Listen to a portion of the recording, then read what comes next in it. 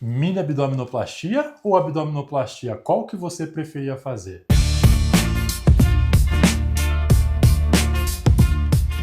Eu sou Rafael Pacanaro, cirurgião plástico, e nós vamos conversar hoje sobre esses dois procedimentos. Duda, me diga aí, o que você prefere, fazer um mini abdômen ou uma abdominoplastia? Acredito que seja melhor a mini por conta da cicatriz. Você queria fazer uma mini abdominoplastia, então. E será que alguém preferia fazer uma abdominoplastia? Não sei dizer. Acredito que não por conta da cicatriz. Muita gente tem medo de ficar uma cicatriz feia. E por que existe abdominoplastia, então, se ninguém quer fazer, por conta da cicatriz grande? Por causa da flacidez de pele, né? Tá indo bem, tá indo bem. Mas vamos lá. Muita gente quer fazer mini abdominoplastia imaginando como ela aqui, que a cicatriz vai ser mini, que a cicatriz vai ser pequena, que a cicatriz vai ser na altura da cesárea e do tamanho quase de uma cesárea. É isso que você imagina, certo? Uhum. Não. A abdominoplastia mini, ela significa o quê? Significa que vai tratar a flacidez apenas da região abaixo do umbigo. A mini abdominoplastia significa que vai tratar a flacidez apenas da região abaixo do umbigo. Enquanto a abdominoplastia, a gente vai tratar a flacidez supraumbilical e infraumbilical. Já vou explicar. Não adianta a gente fazer uma cicatriz pequena, do tamanho de uma cesárea, de poucos centímetros. Por quê? Se a gente tirar a pele só por essa cicatriz na região do centro do abdômen, vai ficar sobrando pele na lateral. Não vai tirar a pele da lateral, tá? Então, mesmo sendo um mini abdômen, a gente precisa de uma cicatriz que acaba se estendendo um pouco mais de uma ponta a outra do abdômen, para tratar a flacidez de toda essa região e não formar uma orelha, sobrar pele na lateral. Só que o mini abdômen significa que vai tirar a pele apenas daquela pancinha, daquele aventalzinho que está dobrado embaixo aqui. Tudo que está sobrando em cima do umbigo vai ficar. Por isso que no mini abdômen não tem cicatriz em volta do umbigo. Sabia dessa? Nossa, dessa eu não sabia.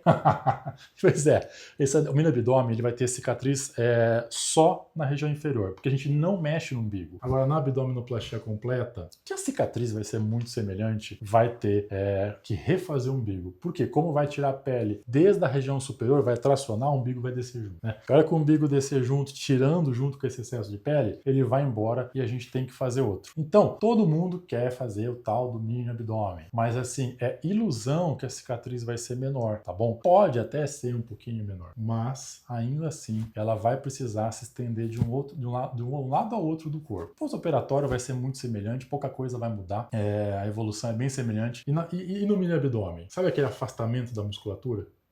Todo mundo fala, tal da diástase? Já ouvi falar. Tem certeza? Absoluta. Então tá bom.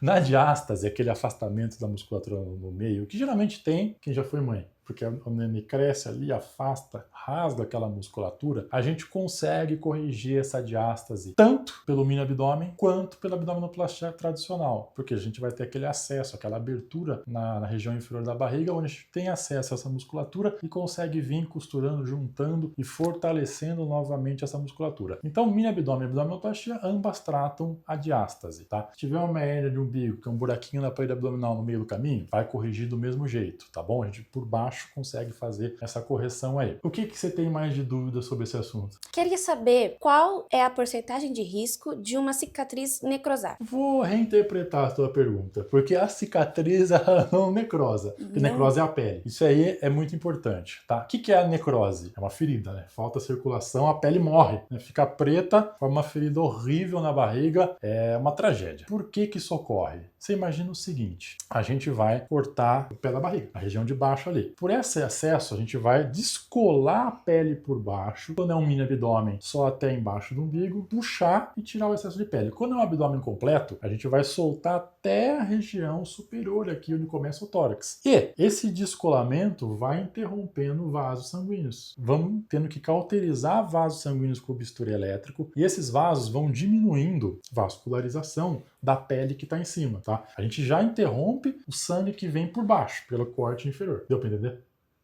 Tá difícil. Depois eu vou pedir para você me explicar, hein?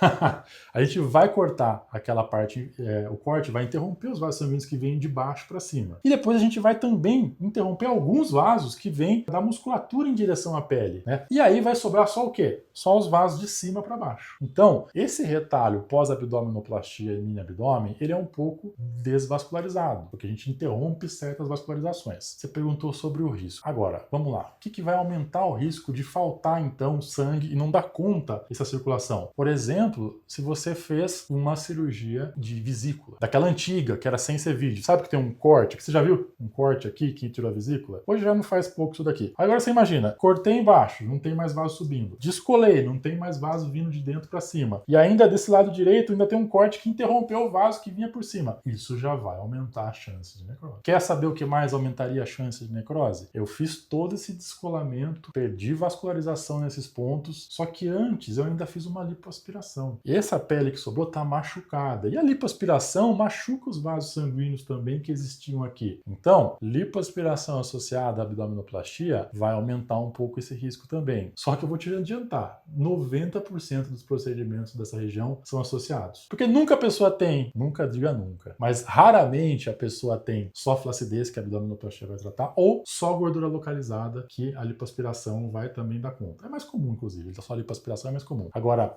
só flacidez sem gordura é muito raro, né? Então, quem faz abdominoplastia acaba levando o combo de fazer uma pequena lipoaspiração. Senão, vai continuar com o estômago alto. Tirou a pele, mas a gordura embaixo do estômago está alta e não fica tão bonito. Então, essa associação é muito comum. Isso, sim, aumenta o risco de ter essa necrose, tá bom? Agora, sim, o que a gente pode fazer aí para evitar, diminuir um pouco a chance disso daí? Quando a gente vai fazer abdominoplastia, essa lipo tem que ser mais branda. Não pode ser aquela lipo totalmente agressiva que vai machucar, porque a abdominoplastia a gente já sabe que vai desvascularizar. E tem que procurar também não ter tanta tensão. Tirar a pele, aquela pele que realmente está sobrando, sem tirar muita pele. Porque se eu tracionar demais esse tecido, ele fica muito esticado, os vasos sanguíneos se esticam demais e acabam obstruindo, tá? Então, tensão técnica também pode contribuir esse índice de necrose. E assim, o que pode ser feito? Já que eu diminui muito a vascularização, machuquei com lipo, se eu tiver algum sinal de estar faltando sangue nessa pele e começar a evoluir para necrose, você imagina o que pode ser feito? Não faço Não ideia. tem como criar um novo vaso ali. Não mesmo. Não faço ideia do que pode ser Por feito. que necrose? Porque falta oxigênio. Não tem vaso levando oxigênio, falta ar, para aquelas células morrem. Tem a câmara hiperbárica, tá? Isso pode ser um recurso de salvação nesses casos. A câmara hiperbárica é um tubo que a pessoa entra lá dentro inteira, fecha, enche de oxigênio a 100%. Na atmosfera aqui só tem 20% de oxigênio. Então fica 5 vezes mais oxigênio. Tudo que está respirando é oxigênio. Somado a isso, aumenta a pressão lá dentro, como se fosse 2 atmosferas. É como se você estivesse a 10 metros embaixo da água. Oxigênio, muita pressão, e faz com que esse oxigênio entre pelo teu corpo e vá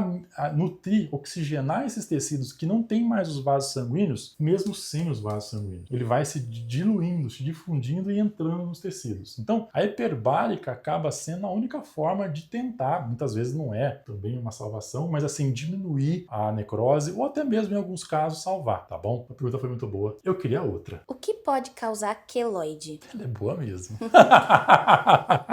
Ela é boa mesmo. Não sei. Não faço a menor ideia. Nem eu, nem ninguém. Queloide é um mistério, tá? Inclusive, o ser humano, se não a única, tem essa doença de cicatriz. É uma doença da cicatrização, tá? É um tumor benigno. Não tem no ratinho, no macaco, em animais pra gente poder fazer testes de medicamentos e tratamentos para poder descobrir como tratar. Por isso é difícil tratar queloide. Muito difícil. Tem um monte de tratamentos. E fica como regra. Quando tem um monte de tratamento para a mesma coisa, é porque nenhum trata de verdade. Isso serve para estrias, tem um monte de tratamento. Isso serve para celulite, tem um monte de tratamento, porque nenhum efetivamente resolve o problema. Queloide, um monte de tratamento. A gente não sabe por que tem. Tem predisposições, né? Tem predisposições. Asiático, oriental tem maior chance de ter queloide. Afrodescendente tem maior chance de ter queloide. E também tem uma predisposição regional. Regiões do corpo que tem mais chance de ter queloide. Sabe alguma? Acredito que Na orelha? Acertou. Fala a outra.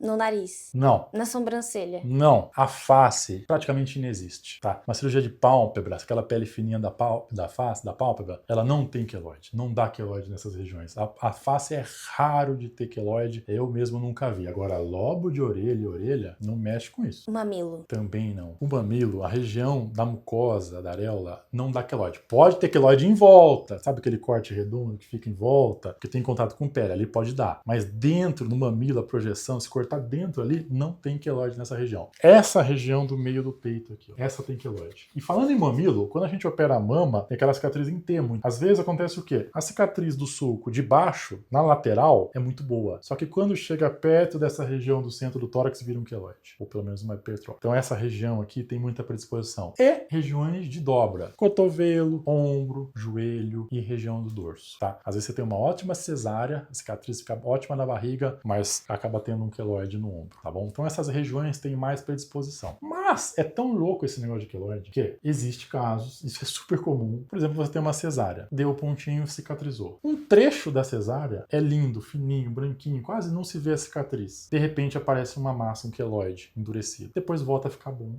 Depois volta a ter um queloide. Ou seja, foi o mesmo cirurgião. É na mesma pessoa. É no mesmo lugar. E ora tem, ora não. Não tem explicação. A gente não sabe ainda da onde vem esse tal do queloide, por que ele aparece, quais são as causas. E quando ele vem, temos que tentar tratar. Porque além de feio, além de ser grande, ele também pode dar sintomas. Pode doer e pode coçar. Coçando, o dia inteiro coçando, coçando, coçando. E não para. O que você imagina que a gente pode fazer para tratar o queloide? A cicatriz ficou uma massa, cresceu aquela coisa, aquilo tá aturando na sua cicatriz do seio. O que a gente pode fazer para tratar? Cortar? Ou abrir novamente e tirar? Pois é. Só que não foi isso que causou o queloide? Exatamente.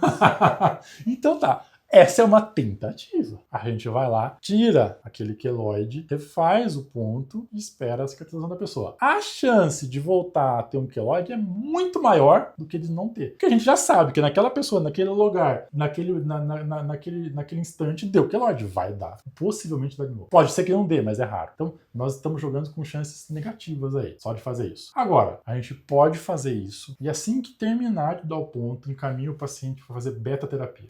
Beta-terapia não é simples de fazer, tá? Por que não é simples? Porque você tem que aplicar uma plaquinha de radiação em cima da cicatriz. E a radiação pode ajudar a segurar aquela cicatrização exacerbada que vai virar aquela massa, tá? Mas a gente tem que fazer já após terminar de dar o ponto ou no máximo no dia seguinte. Começa a fazer e faz diário. A aplicação é rápida. Vem com uma plaquinha radioativa, coloca em cima, deixa um certo tempo, vai embora. No outro dia volta, põe de novo. É trabalhoso. E plaquinha radioativa a gente não pode levar para casa. Tem lugares específicos para trabalhar com isso. Então dá trabalho, é rápido de aplicar, mas você tem que fazer 10, 20, depende de cada caso, muitas sessões diariamente aplicando essa plaquinha. E aí a garantia que não vai voltar? Não, não é. Mas aumenta a possibilidade de não voltar do que simplesmente só cortar e fazer de novo. Porque a gente já sabe que isso dá queloide. Já deu queloide, mano. E aí tem coisas mais fáceis de trabalhar, que é, por exemplo, para aplicar corticoide, tá? Pega corticoide com uma agulha, queloide é duro, não é uma aplicação gostosa, porque é doído. Põe a agulha dentro dele e joga a medicação intralesional dentro dele, tá? Costuma aliviar pelo menos a coceira. Mesmo que não resolva o queloide, a coceira costuma tratar, porque pra pessoa que fica aquela coisa coçando 24 horas por dia no corpo, não consegue tirar, então pelo menos costuma aliviar. E precisa de fazer aplicações mensais ou cada 3 semanas. São diversas aplicações. Pode levar muitas aplicações, 6, 9, 12 meses em alguns casos, aplicando desde que haja resposta, desde que isso vá diminuindo. Já falamos bastante, espero que você tenha gostado. Conhece alguma pessoa que tem esses problemas, quer saber sobre esse assunto, já encaminhe esse vídeo para ela, curta, se inscreva aqui no canal que a gente vai continuar produzindo novos vídeos como esse e a gente vai continuar ele na parte 2 em breve, falando mais dúvidas aqui da Duda. Acabou.